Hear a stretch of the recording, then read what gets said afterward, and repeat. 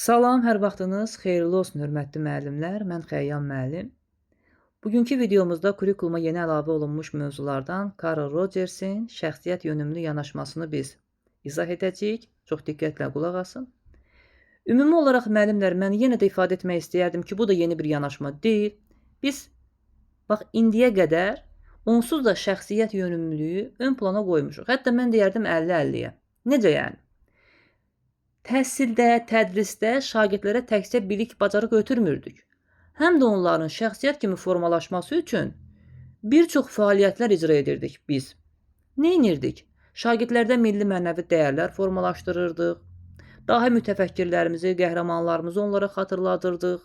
Onlara ifadə azadlığı, söz azadlığı verirdik. Yəni, Azərbaycan təhsil sistemi, kurikulum təhsil sistemi onsuz da şəxsiyyət yönümlülük üzərində qurulmuşdur.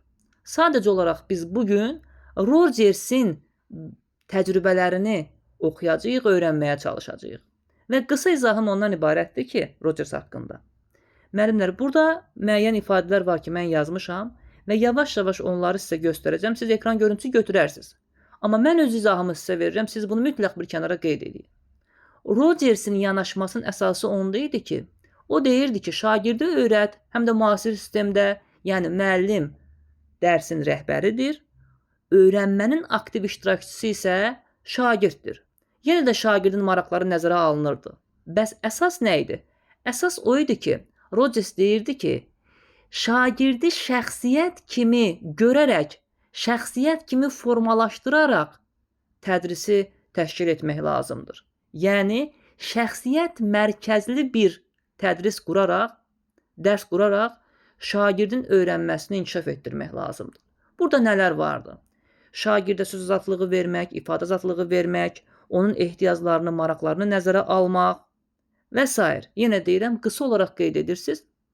Rogers deyirdi ki, şagirdi şəxsiyyət kimi düşünərək onda öyrənməni formalaşdırmaq lazım idi, onda bilik bacarığı formalaşdırmaq lazım idi. Və bundan sonra da mən yenə də sizin üçün göstərirəm müəllimlər.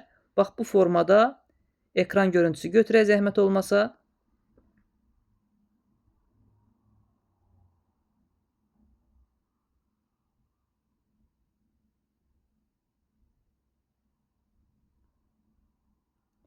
Bu ifadələri də, cümlələri də Rogersin yanaşması haqqında siz oxuya bilərsiniz. Amma əsas olaraq müəllimlər, mənim dediyimdir ki, Rogers deyirdi ki, şagird öyrənməsində şagirdin şəxsiyyət olaraq, belə deyək, düşünülməsi, bir şəxsiyyət olaraq öyrədilməsi əsas məqamdır.